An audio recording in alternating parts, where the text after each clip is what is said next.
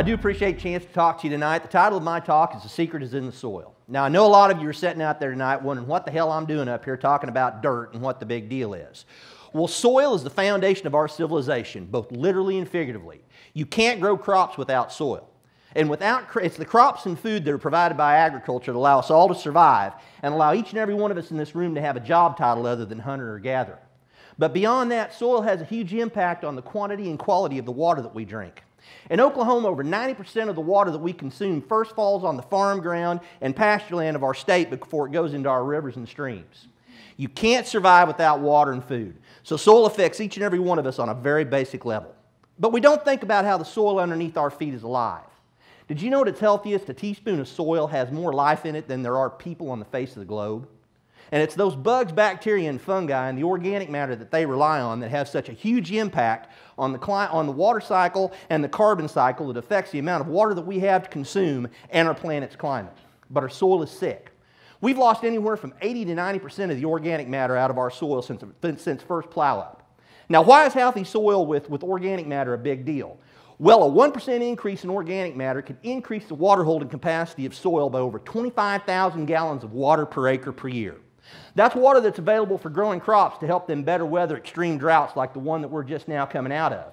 Plus, it puts more water into the soil profile, which helps put the water cycle back into balance and allows more steady stream flow upstream and more sustainable lake levels downstream.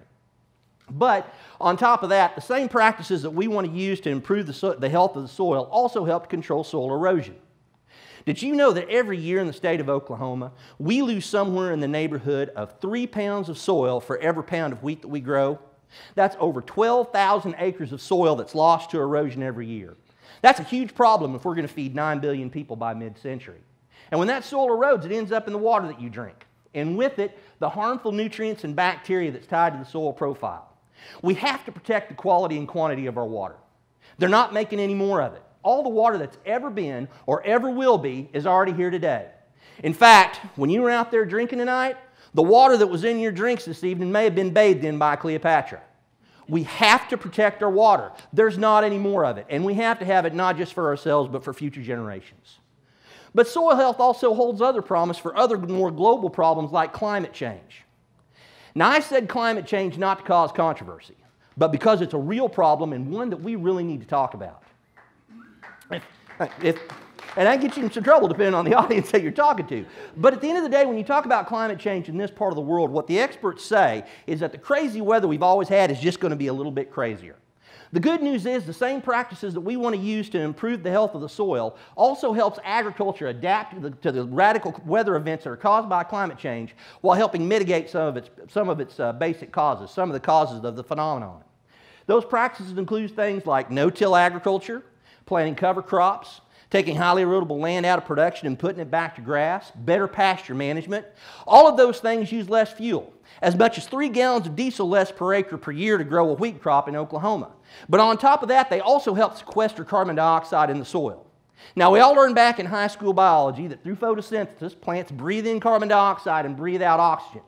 If you don't disturb the soil and you encourage biological activity under the ground, that CO2 is stored in the soil. By some estimates, we can reduce our CO2 levels in the atmosphere today by over 25% just through improved farming practices.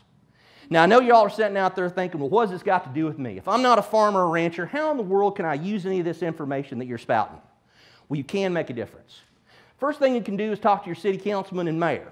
Ask them, are part of their plans to address non-point source pollution in Oklahoma City's water, does it include doing soil health practices in the watershed above Oklahoma City's lakes and reservoirs? Right now, there's work underway in the North Canadian River to improve Oklahoma City's water quality by doing these practices to improve soil health. There's work being done to work with agriculture producers to undertake these farming practices. But Oklahoma City isn't doing much as far as committing resources to the effort. There are studies out there that says for every $1 that you spend on these practices upstream, you can save the towns downstream over $20 in water treatment costs. New York City does it. Tulsa does it. Why not Oklahoma City? Also, when you hear folks badmouth USDA and the Farm Bill, remind them that the second largest dollar amount the USDA spends money on is conservation. And the focus of conservation is shifting towards soil health. It takes a lot of money to help farmers change farming practices. USDA is trying to do that through voluntary efforts. That work deserves our support. To sum it all up, we do have a lot of challenges. We've got a lot of issues staring us in the face. We have a lot of natural resource challenges that we've got to deal with in future years. The good news is there is a way forward. We can make a difference, and the secret is in the soil. Thank you.